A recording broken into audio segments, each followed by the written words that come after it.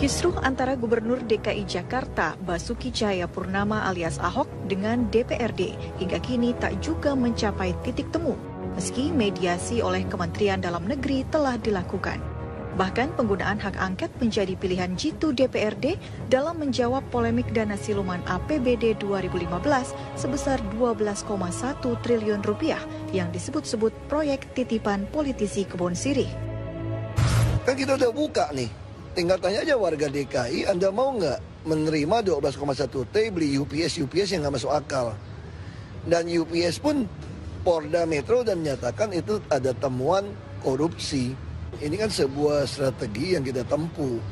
Kalau kita mau bicara jujur, namanya APBD pasca reformasi sebetulnya itu kan digarong atau diboroskan oleh oknum legislatif dan eksekutif, tau nggak?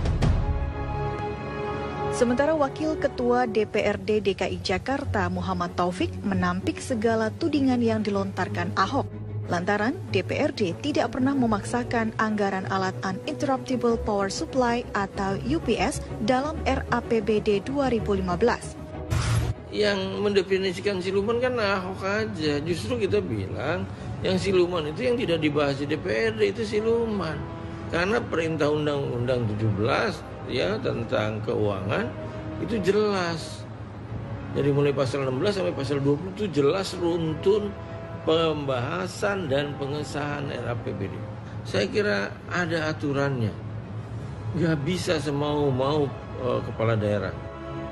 Ya, saling tuding antara Gubernur dan DPRD DKI Jakarta adalah sebuah ironi dari segudang persoalan ibu kota yang tak kunjung usai. Entah sampai kapan polemik ini akan berakhir.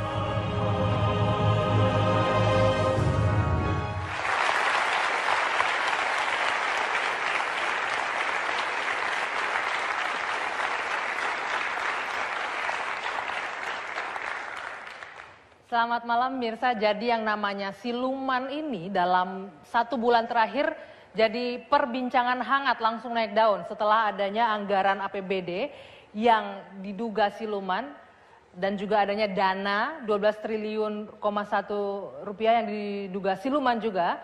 Nah ini akhirnya pun memicu perseteruan antara DPRD dengan Gubernur DKI Jakarta Ahok. Lalu siapa sebenarnya yang siluman? Dana yang mana sebenarnya siluman? Dan APBD yang mana yang sebenarnya siluman? Malam ini kita akan membahasnya di debat bersama sejumlah narasumber yang sudah hadir bersama saya. Saya mau ke Bang Anton. Anda ini kan bukan politisi ya, orang awam, sahabat Ahok katanya, tapi mengikuti perkembangan yang terjadi melalui media. Kalau Anda melihat siapa yang sebenarnya siluman di sini? Saya memang bukan politisi, tapi kehidupan kita kan semua mengikuti kebijakan politik. Kita harus paham. Itu loh. Tadi yang... Ya, yang Anda lihat siapa yang siluman dari sini? Dari APBD-nya kah yang siluman atau bahkan DPR-nya kah yang memasukkan dana siluman di sana? Saya nggak bisa menentukan Ahok apa DPRD. Tapi yang pasti, saya sebagai sahabat Ahok, saya tahu beliau sangat bersih. Sangat bersih? Sangat bersih. Artinya, Mas Syarif, Ahok sangat bersih. Artinya yang berseteru sekarang yang nggak bersih nih, DPRD dong kalau gitu yang nggak bersih. Itu kan juga diakui oleh Ahok bahwa dia bersih. Menurut saya itu klaim. Yang bisa membuktikan bersih atau tidak adalah aparat penegak hukum. Saya kira itu klaim. Nanti kita buktikan ke depan bagaimana perjalanan Ahok itu. Saya kira itu baru klaim. Dan saya menyarankan ya jangan klaim-klaim bersih gitulah. Biasa Ahok aja jalani tugas-tugas sebagai gubernur gitu. Jalannya aja tugas sebagai gubernur. Yang pasti saya selalu bertanya, kenapa orang rebut jadi wakil rakyat DPR, DPRD kalau tidak ada duit di situ? Impossible lah. Maksudnya DPRD cari duit di situ? DPRD cari duit? Di situ DPRD mencari duit? Ya ini sebetulnya saya tidak komentari itu dia. Kalau Pak Anton mengatakan itu cari duit, enggak juga. Seperti saya misalnya, tidak seperti itu. Anda jangan klaim dia seperti itu, Anda jadi anggota DPRD kan keluar duit. Enggak banyak. Enggak, kenapa enggak sedekah aja? Loh, itu pahalanya jelas loh. Itu perjuangan Pak. Kalau sedekah itu urusan privasi. Bagaimana hubungan dengan Tuhan. Ini ingin memperjuangkan ide-ide besar, gagasan-gagasan besar. Bagaimana masyarakat bisa sejahtera melalui partai politik. Yang kita tunggu nanti pemeriksaan di Polda Metro. Oke, Bang Anton, tadi katanya Anda DPRD keluar duit banyak. Maksudnya apa? Sekarang untuk saatnya cari duit lagi gitu, mengembalikan. Saya ini bukan politisi, tapi saya jurkam, saya tahu. Yang pasti modal pertama duit. Yang kedua praktek ya munafik. Yang ketiga karakter bajingan. Tapi nggak tentu semua ya. Fakta seperti lebih banyak. Itu lumayan serius tudingannya, bajingan kepada siapa, Pak Anton? Saya kan nggak katakan Anda. Itu kan, bukan untuk saya kan? Ya Anda sendiri yang urusan Anda dengan Tuhan. Nah, bukan saya bicara kan? fakta di lapangan seperti itu. Tapi DPRD itu ada banyak loh tudingannya. Tudingannya serius loh, DPRD ada banyak. Apakah mengeneralisir semua anggota DPRD? Saya tidak mengeneralisir, tidak. Tapi logikanya kalau orang mau berbuat lewat jalan lain kan bisa. Ngapain harus keluar uang begitu? Oke, sekarang saya ke Mbak Yeni. Tadi katanya DPRD itu kan keluar duit banyak. Sekarang cari duit, emangnya ada banyak celah nih untuk APBD cari duit bagi anggota Dewan? Sebenarnya kalau di dalam proses pembahasan APBD, terutama modus atau praktek di dalam proses-proses rancangan peraturan daerah untuk APBD itu sebenarnya celah yang cukup baik untuk bisa diselipin sebenarnya program-program baru. Sebenarnya kalau kita bilang ya di dalam konteks konteks di lapangan sebenarnya di dalam proses-proses pembahasan itu di kebijakan umum anggaran itu proses sebenarnya perdebatan seharusnya dilakukan. Tidak terjadi pada saat ranperda. Lah ranperda itu sebenarnya teman-teman di wilayah baik eksekutif maupun legislatif itu hanya menjalankan wilayah untuk membahas dan menyetujui, tetapi tidak diberikan wilayah untuk menitipkan program dan proyek. Jadi maksud karena Anda sekarang sudah ada di kebijakan umum anggaran yang sudah disepakati oleh eksekutif dan DPR menitipkan anggaran dan juga proyek tadi katanya. Jadi kesempatannya di sana sekarang DPRD maksudnya. Itu kan belum terbukti. Coba buktikan. Yang kita jalani adalah perintah undang-undang. Saya berani memastikan tidak hanya anggota DPRD aja. Coba lihat, masih ada oknum di DKI, SKPD. Proses pembahasan itu Mbak Yeni, kita ngikutin aturan yang ada, ya kan? Pembahasan di Raker Komisi terbuka, tidak ada yang ditutupi, direkam semua loh. Nah begini, di mana masalahnya? Dalam aturan ya, di dalam aturan Undang-Undang MD 3 nomor 17 tahun 2014, kemudian ada Undang-Undang Pemda tahun nomor 23 tahun 2014, kemudian ada Tatip DPRD DKI Jakarta tahun 2011. Untuk kewenangan anggota DPRD hanya di wilayah membahas dan menyetujui, tidak menitipkan tadi. Tidak menitipkan. Karena apa? Wilayah untuk mengusulkan program itu selesai di kebijakan umum anggaran. Pertanyaannya, jika ada titip-titipan program dan proyek, itu yang dianggap adalah prioritas program yang melenceng dari kebijakan umum anggaran. Mas Syarif, emangnya ada menitipkan proyek kemarin DPRD? Ini aneh nih. Bagaimana mungkin bisa menitipkan proyek? Bagaimana mungkin caranya bagaimana? Coba buktikan di mana caranya. Yang saya ketahui adalah bahwa SKPD rapat bersama kita, kemudian kita kritisi, kemudian kita bahas dan disetujui, kirimkan ke Mendagri. Mana yang titipan itu? Saya mungkin bisa jawab. Kalau soal ini nggak ada dibilang dibuktikan, mana koruptor yang bisa kita lihat? Nggak bisa. Paling sepakat penekanan, udah main mata nanti di luar selesai. Jadi dua-duanya dong yang bermain. Oke, terus. Kalau bicara gini, bicara soal maling-memaling, saya ini jagoannya. Nah, sebelum Anda jadi ular, saya udah ganti kulit loh. Oke, Bros. Kalau lihat tendensius ular gitu loh. Tendensi aneh ini kan? Saya aneh.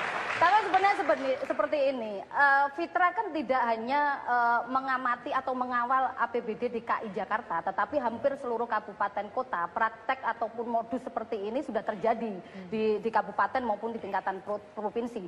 Bahwa terjadi transaksional antara eksekutif dan legislatif itu sebenarnya adalah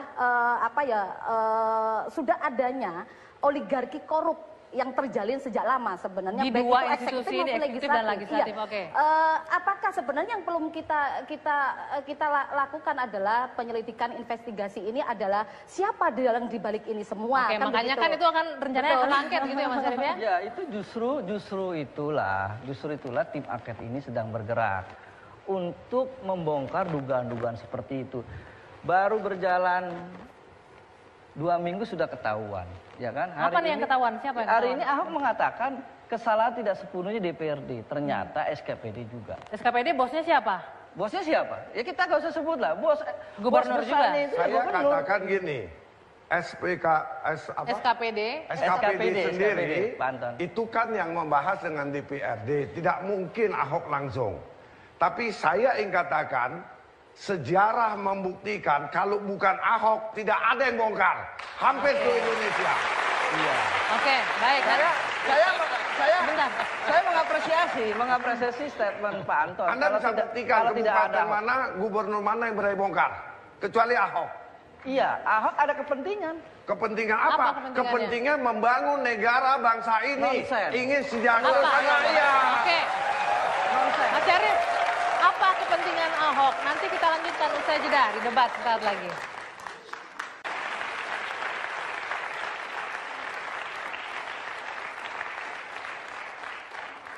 Ya, kita lanjutkan lagi Bang Emrus tadi ingin mengatakan, karena ini ketudingan serius nih, ada penitipan anggaran tadi disampaikan. Lalu kemudian Ahok hari ini mengatakan ternyata SKPD-nya juga ada yang nakal dalam tanda kutip. Nah, itulah saya pikir bahwa kita sepakat pemberantasan korupsi itu di semua lini, artinya di semua bidang eksekutif maupun legislatif.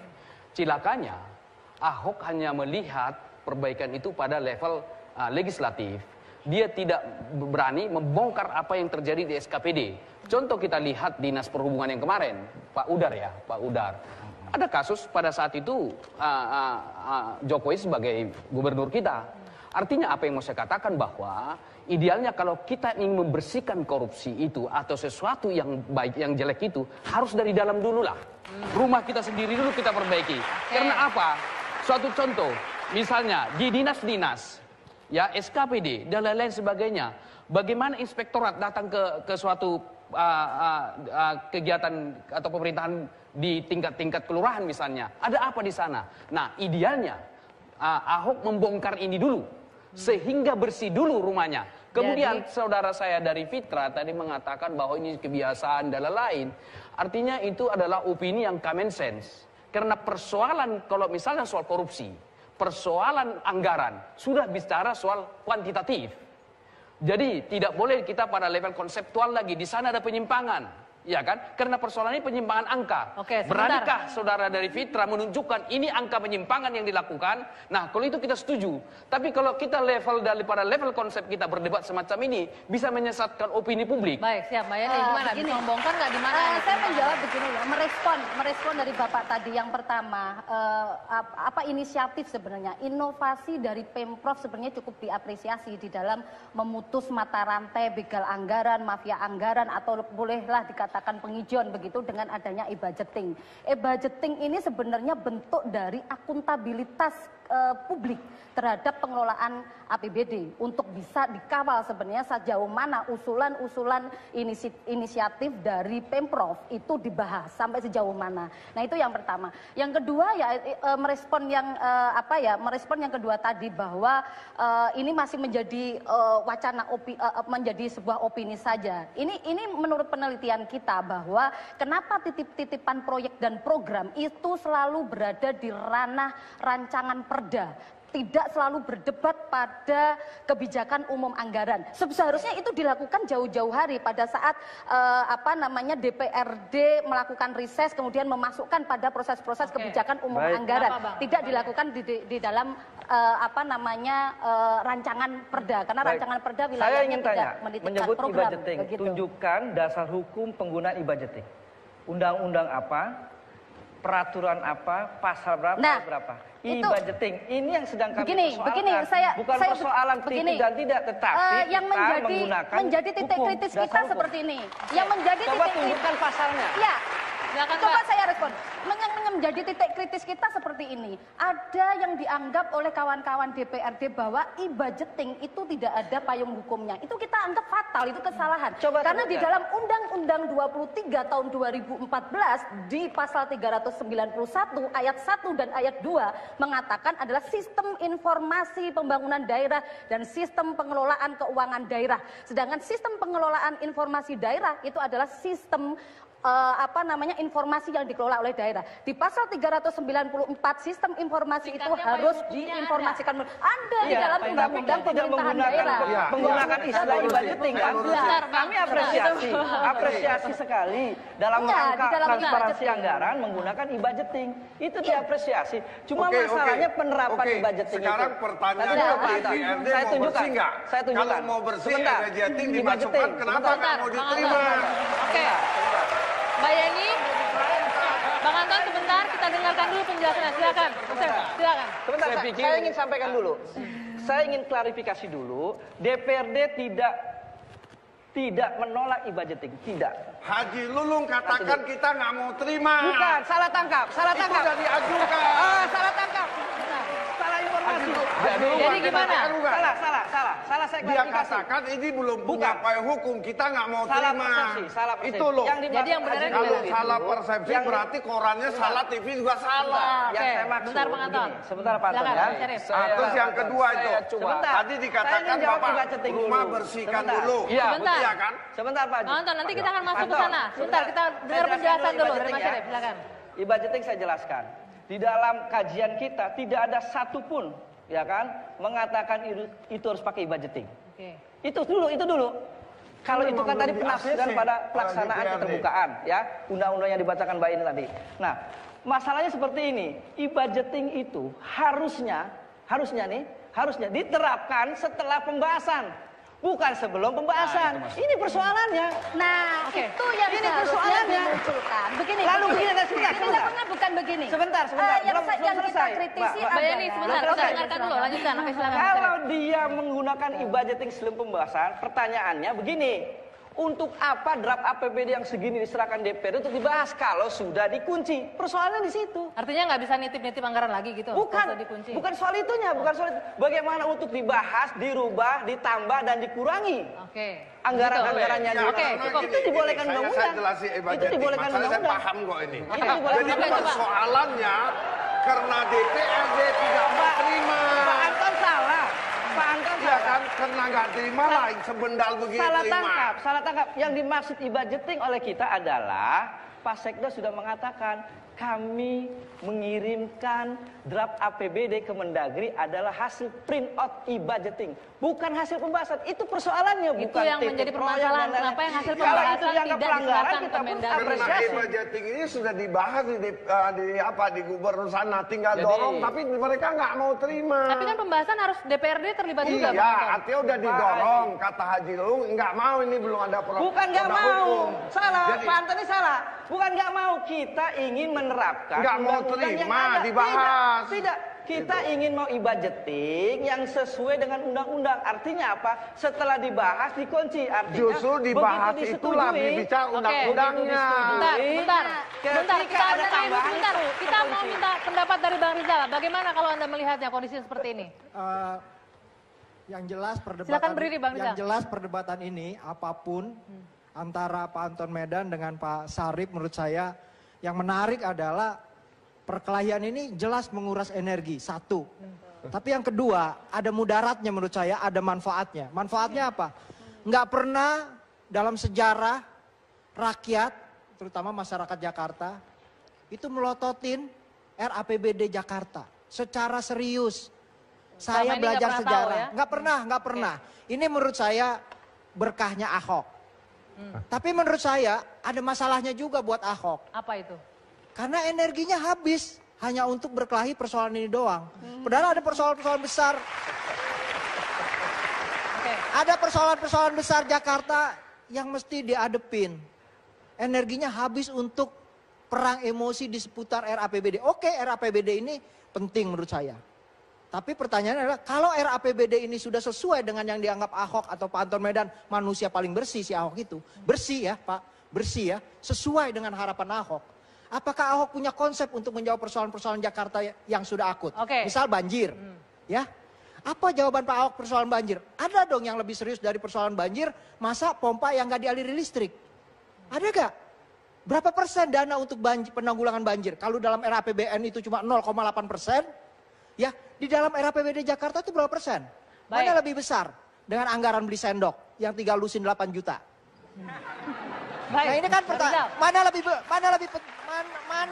lebih penting alokasi dananya daripada beli alat fitness untuk anak SMA? Mana lebih besar alokasinya daripada untuk beli meja pingpong 20 juta? Baik, nanti meja. Kita akan kembali untuk itu. Yang jelas kalau memang Ahok bersih, kemudian penerapannya seperti apa itu yang dipertanyakan. Kita akan lanjutkan nanti usai jeda, saat lagi di debat. Tetap bersama kami.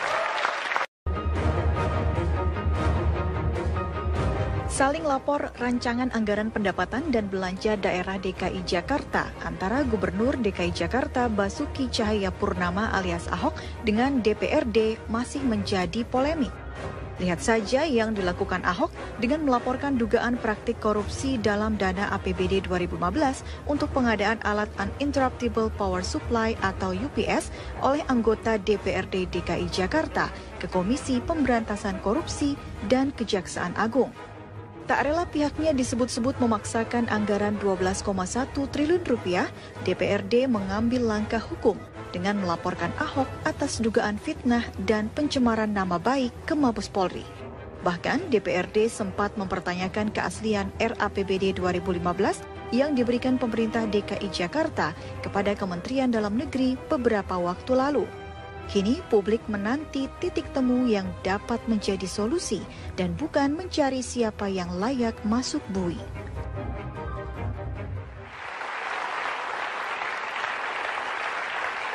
Kita lanjutkan kembali debat, tadi dikatakan saling lapor. Sebelum kita masuk ke sana, apakah memang perlu lapor ke KPK, apakah tidak sebaiknya dibahas lebih dahulu. Tapi sebelum kita lanjutkan tadi yang dikatakan oleh Bang Rizal, kalau memang Ahok mau bersih, penerapannya juga harus jelas. Dan juga tadi yang menarik saya dari Bang Emrus, ya, saya akan jawab. Kalau mau bersih-bersih, Ahok harus bersih-bersih rumah juga dulu. Saya nggak tahu Bang Emrus siapa, katanya pengawat politik. Seharusnya Bapak harus lihat secara komprehensif dari awal perjalanan. Kita tahu bagaimana lelang jabatan sampai reformasi birokrasi, pemangkasan. Lalu apa? Diantisipasi lewat e-budgeting juga.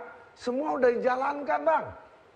Mungkin Abang ketiduran nggak ikutin. Tapi buktinya itu Menteri Kepala Dinas Perhubungan kena itu? Pak, manusia ya semua itu beda-beda. Ahok sudah lakukan pembersihan, udah antisipasi. Itulah manusia. Justru itulah lebih baik dimulai dari rumahnya jadi sendiri Ahok dulu, juga baru punya target. Nggak bisa rumah tangga kita mulu yang diurus. Oh iya, tapi harus. Tetangga juga penting. Itu maka harus. itu diluncurkan. Itu Pak Anton, kalau soal itu, gitu. Gini Pak Anton, saya ingin sampaikan kalau soal itu memang saya menyadari betul, tetapi aneh juga. Saya katakan aneh.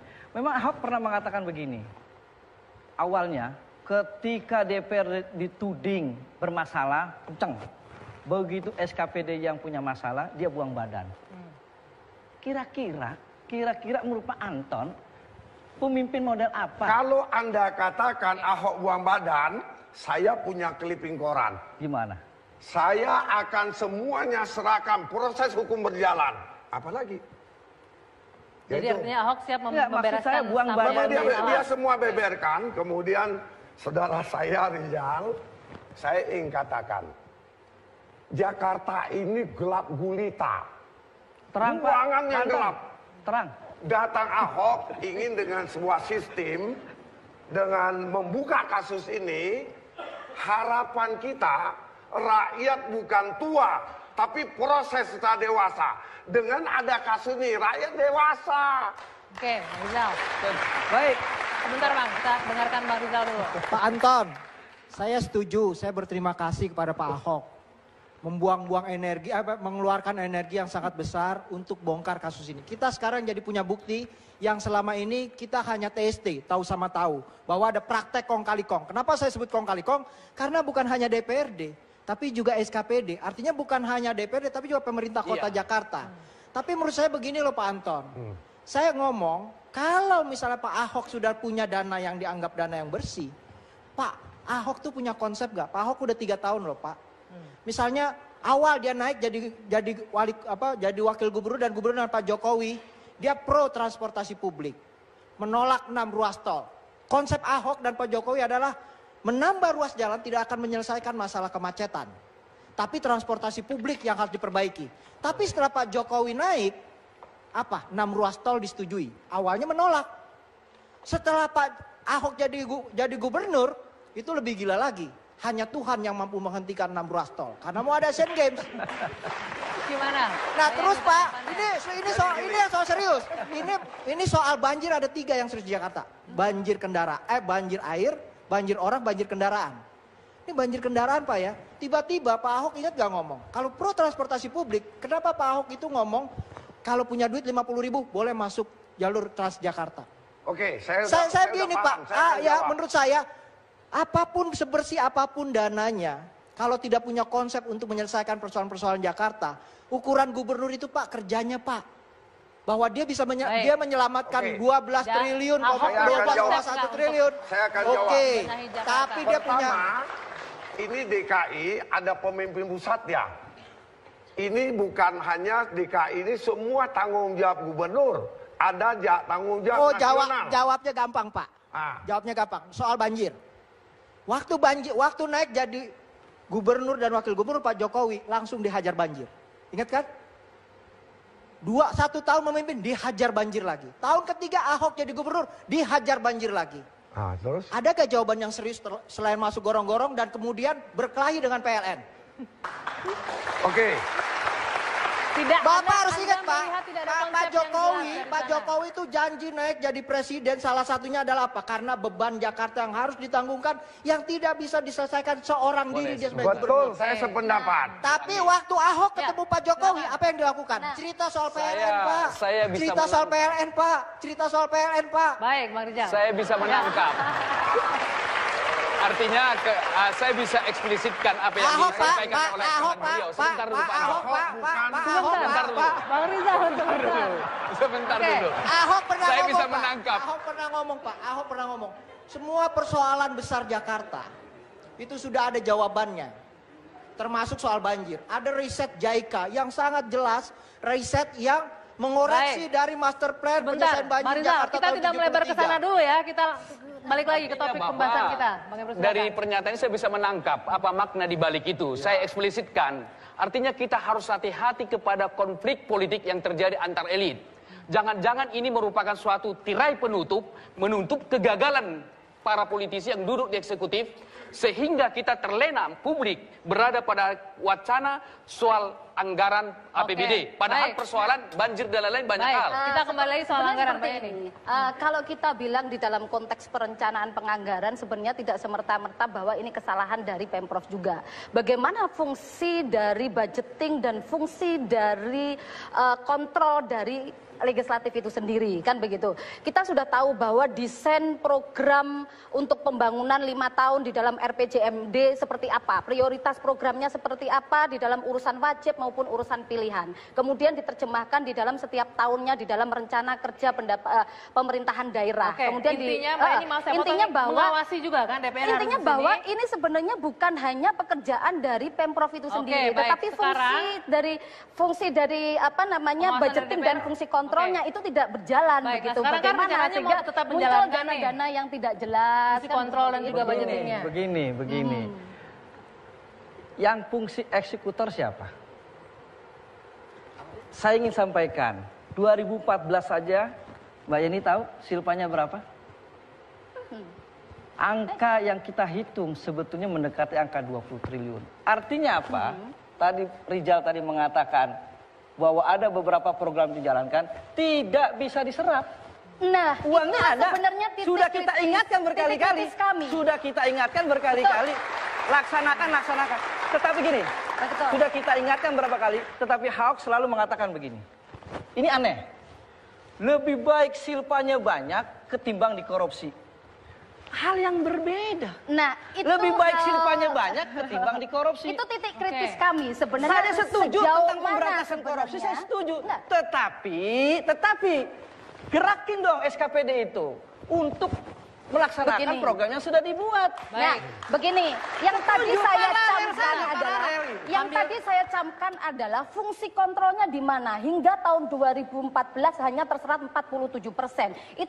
Itu sebenarnya juga menjadi wilayah kerja dari DPRD yang selama ini menjadi catatan kritis kita, baik itu di DPRD maupun di DPR, sebagai fungsi kontrolnya itu bukan hanya melihat LHP BPK, tetapi Oke, nanti fungsi kita kontrol lanjutkan di dalam di mana letak pelaksanaan fungsi kontrol anggaran. DPRD. Seperti Usai apa? jeda, saat lagi debat akan kembali. Lanjutkan debat kembali. Tadi dikatakan fungsi DPRD-nya berjalan nggak untuk pengawasan dan juga evaluasi. Nah sekarang kan DPRD katanya juga mau menjalankan hak angket nih. Tapi ada beberapa partai politik yang sudah menarik dukungan untuk menjalankan hak angket. Masih akan berlanjut? Masih berlanjut dan itu tetap solid ya. Kalau ada misalnya beberapa fraksi yang menarik diri itu kan partainya. Tetapi secara individual dia masih satu emosi dengan kita. Tetapi dalam mengambil keputusan memang dia tidak terlibat. Hitungan saya yang saya bisa sampaikan baru dua PAN, kemudian Nasdem 5, baru 7 orang. Sementara jumlah DPRD itu 106 pada saat itu ikut menandatangani. Tidak akan mengurangi untuk tetap lanjut ya hak angketnya? Tidak akan mengganggu. Oke, kalau Anda sendiri melihatnya dengan hak angket ini gimana, Bang Anton dan juga Mbak ini? Kalau kita bilang begini sebenarnya ini jauh-jauh hari ya kita sampaikan bahwa hak angket yang kemudian dimunculkan oleh teman-teman sebagai tindak lanjut ya kekisruhan dari APBD DKI ini sebenarnya kita anggap terlalu dipolitisir kan gitu. Karena kan lebih kepada personal, karena etika, norma, kemudian ada penghinaan dan sebagainya, tetapi tidak menyurus pada persoalan. Kalau kita hak angket di dalam aturan ya, di dalam undang-undang jelas bahwa kalaupun ada hak angket dimunculkan itu lebih kepada kepentingan rakyat kan begitu. Mas Syarif, lebih kan? kepada personal kata angket dipolitisir. Baik, angket. saya ingin menjelaskan dulu angket ini adalah perintah undang-undang. Kemudian ditanya apakah ada kepentingan rakyat? Tentu saja ada. Kan ini persoalan APBD. APBD kan soal rakyat Mbak Yeni. Iya betul. Iya, rakyat hanya akan menikmati APBD di tahun 2015. Ketika Ahok mengajukan APBD yang bukan dibahas, APBD kan kepentingan masyarakat. Nah, yang kita sampaikan begini, apakah APBD DKI ini dianggap bahwa hak angket itu muncul bahwa kebijakan-kebijakan yang dilahirkan oleh Pemprov itu merugikan rakyat. Itu yang harus dilakukan penyelidikan lebih dalam. Sedangkan temuan kita tahu bahwa muncul angka 12,1 triliun yang itu tidak bersentuhan dengan kepentingan rakyat. Itu dulu yang sebenarnya kita beresin, ya kan? Hak angket yang sebentar. Hak angket itu sudah ranah hukum. Hak angket yang muncul, ya kan? Yang hak angket yang muncul ini, kenapa kita anggap dipolitisir? Bahwa di dalam proses pembahasan ini pada saat diajukan ke Kementerian Dalam Negeri itu lebih pada persoalan administrasi. Tiba-tiba kemudian muncul, kemudian lebih kepada personal. Personal kita anggap bahwa ini tidak sesuai dengan kepentingan rakyat yang diajukan. Seharusnya personal nggak ada soal personal. Ini dugaan pelanggaran kita yang sudah makin terang. Sudah makin terang bahwa draft APBD yang dikirim ke Kemendagri bukan hasil pembahasan dan persetujuan APBD. APBD itu uang rakyat. Nah, betul itu yang saya uang rakyat. Karena itu kepentingan rakyat. Kita angketkan. Itu yang dipertanyakan. Menjadi catatan kritis adalah sesuai dengan yang dibahas. Yang menjadi catatan kritis begini. Iya kan? Itu kan mengenai persoalan administrasi di mana ada dua versi. Seharusnya pada saat itu dikembalikan oleh Kementerian Dalam Negeri itu dibahas kembali. Ya kan? Kemudian menghapus 12,1 dikembalikan ke publik. Sebentar Bang. Sebentar Bang Imron. Seharusnya dibahas kembali. Ya, silakan Rizal mau ngomong. Ya ini menarik ada kata rakyat di sini. Karena antara Ahok ya dengan DPRD ini wakil dari rakyat nih yang bicara ya. Bukan, maksud saya sejak Jokowi sama Ahok dilantik, mereka ini konflik terus. Dan yang dikonflikkan itu bukan urusan-urusan rakyat loh. Betul. Saya nggak pernah dengar misalnya DPRD secara serius mempertanyakan persoalan 6 ruas tol yang dalam kampanye tidak disetujui. Kenapa ketika jadi gubernur dan wakil gubernur disetujui? 6 ruas jalan tol? Iya, 6 ruas tol. Sudah terus kita persoalkan. Ya, kenapa tidak seramai seperti ini? Kenapa Bang? Kenapa masalah banjir, ya, salah satu penyelesaiannya dan programnya adalah normalisasi sungai di Jakarta. Normalisasi loh Pak kata-katanya, bukannya betonisasi. Kenapa nggak diributin soal itu? Gitu. Kenapa? Karena memang lebih menarik debatnya terlalu dipolitisir, saya setuju. Saya setuju dengan Mbak. Tapi menurut saya dipolitisir untuk rakyat nggak masalah. Saya nggak lihat kok debat yang serius persoalan-persoalan besar Jakarta di mana DPR ngawal persoalan-persoalan besar Jakarta dan Ahok menunjukkan konsep-konsep menyelesaikan. Kalau Anda lihat dipolitisir untuk siapa kalau bukan untuk rakyat? Ya saya ngerasa mereka lagi kampanye aja nih. Lagi kampanye katanya. Pak Anton Jurkam. Begini. Ya saya ngerasa Pak Anton bilang ya udah kayak Jurkam. Bilang Pak Ahok bersih, super bersih. Ya susah lah Pak, pemimpin dimanapun nggak ada yang bersih. Dan kita tahu Pak. Begini Mbak. Tadi saya ingin komentari tentang bagaimana DPRD itu bisa mengontrol secara maksimal yang diperdebatkan hal-hal kerakyatan. Itu reguler ya. Itu reguler selalu diadakan, sebulan sekali selalu diadakan.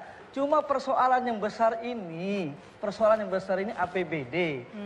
Diekspos sedemikian besar oleh Ahok. Ya kan? Tadi Mbak Yani mengatakan, Pak, pertanyaan saya, kalau Ahok bisa eksploitasi persoalan RAPBD ini, kenapa Bapak di DPRD yang jumlahnya lebih besar, lebih banyak, mewakili rakyat banyak, tidak bisa? Tidak bisa. Menghiperbol persoalan 6 ruas tol, persoalan betonisasi. Ya konteksnya kan? Berbeda Bang Rizal, kita balik lagi ke sini dulu. Pemadam kebakaran, damkar. Itu kan mudah-mudahan ini jadi masukan aja, jadi catatan buat DPRD secara untuk reguler sudah meramaikan sampaikan. nanti. Sudah disampaikan setiap rapat-rapat reguler kita sudah sampaikan. Saya ingin menanggapi Mbak Yani tadi ya, mengenai ketika Kemendagri mengembalikan draft APBD yang dikirim oleh gubernur, seharusnya kan dibahas kembali pada tanggal 6 Februari. Ternyata tidak. Nah hari ini Bamus dan sudah menjadwalkan Banggar akan dibahas kembali kementerian yang dikembalikan oleh Kementerian Dalam Negeri itu. Masalahnya adalah yang akan dibahas itu hasil pembahasan dan persetujuan kita bukan. Itu masalahnya. Nah, sebenarnya yang menjadi catatan kritis kita selanjutnya pada saat dimediasi oleh Kementerian Dalam Negeri, eksekutif dan legislatif duduk bersama, itu sebenarnya menjadi titik terang. Tapi ternyata kan apa titik terangnya nanti ya? Gitu nanti kan? Kita lanjutkan usai jeda saat lagi di debat. Kita tiba di bagian akhir dari debat. Closing statement ini saya ke Bang Anton dulu. Ya. Terakhir apa yang disampaikan mungkin atau ada yang disampaikan Pak Ahok dengan Anda kan sebagai sahabat sering berbincang nih. Pertama saya katakan penyelidik angket ini nggak akan selesai. Saya nggak tahu DPR takut atau memang nggak punya alasan sampai ini hari nggak pernah mau ngundang Ahok. Bagaimana ini bisa clear? Itu satu. Kedua, sebagai sahabat, saya udah ngomong, Hok, 99 teman, sangat sedikit kalau punya satu musuh. DPRD dengan gubernur ada mitra. Coba singkirkan persoalan ini agar rakyat tetap sejahtera, program jalan. Nah, yang kedua, saya bilang Hok, lu sebagai gubernur, target kesejahteraan, mengayomi masyarakat, itu penting. Bagaimana selama ini kebobrokan, kebocornya uang di mana-mana di pemerintah kita, kalaupun lu sampaikan, bicara kebenaran. Kebenaran hanya bisa disalahkan, tapi tidak mungkin dikalahkan. Saya katakan,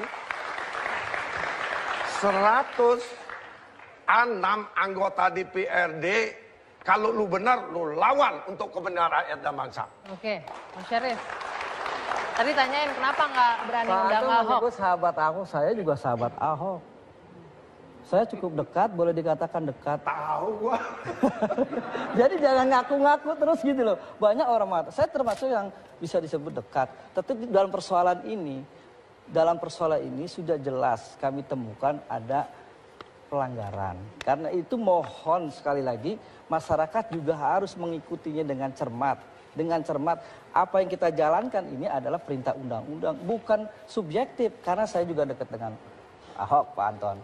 Nah, kisruh ini yang sana benar, sini benar. Mari kita ikuti terus. Mari kita itu terus. Nih. Tetapi jangan sampai menjadi hakim. Enggak. Menjadi hakim yang... Maaf saya potong sekali aja. Sekali aja. Silakan. Rupanya tukang Yang potong. dikatakan, Pak Peras, Ketua DPRD mengatakan bahwa RAPB itu palsu. Ini malam Anda kan palsu. Kenapa yang dilaporkan 310, 311 sampai 18 KUHP? Sedangkan ini adalah pemalsuan. Ini pidana jelas. Kenapa ini yang nggak dilaporkan? Maaf. Makasih. Itu ranah hukum, Pak Anton. Itu ranah hukum. Kami hanya menjelaskan proses politik yang terjadi di DPRD. Kondisi sekarang makin kentara bahwa proses-proses yang dijalankan oleh gubernur itu melanggar ketentuan yang ada. Nah, Terakhir, dari Mbak kita Yeni. Itu aja. begini, seyogyanya ya kalau kita bilang bahwa ini adalah untuk kepentingan rakyat, dua institusi duduk bersama kemudian mencoba untuk memisahkan ketiga hal penting di dalam hal ini, terutama kita berbicara hak angket, kemudian pembahasan APBD itu sendiri, kemudian penegakan hukum. Ini hal yang harus dipisahkan. Sehingga kalau kita bilang pemisahan tiga hal ini sehingga tidak akan berdampak pada penyanderaan APBD DKI. Karena yang tidak berdampak pada penyanderaan APBD DKI. Singkat, yang perlu saya tanggapi pertama tentang dari Yeni dulu ya. Bahwa dibilang catatan kritis. Catatan kritis itu harus dua sisi, jangan hanya satu sisi. Misalnya Anda tidak mengemukakan bagaimana 12 triliun itu dibongkar. Artinya hanya dikatakan ada siluman 12 triliun, tapi tidak dibuat secara rinci prosesnya. Itu satu. Yang kedua adalah saya tanggapi adalah persoalan angket ini. Kalaupun ini dilakukan, saya kira lebih baik dibuka ke publik. Ketika proses angket ini, DPR maupun Ahok sama-sama terbuka ke publik, publik menjadi hakimnya. Baik, intinya transparansi Yang terakhir adalah persoalan kemarin itu yang kita sebut mediasi. Ada kesalahan Ahok yang mutlak. Ketika dia di depan, dia menunjuk orang yang lebih tua dari dia. Itu tidak educate. Dan tidak mendidik masyarakat. Itu harus dirubah oleh Ahok. Intinya kita semua ingin yang terbaik untuk masyarakat DKI Jakarta khususnya, sehingga pembahasannya juga harus transparan. Demikian perdebatan malam hari ini. Saya Dwi Anggia, selamat malam, sampai jumpa. Bang Rizal,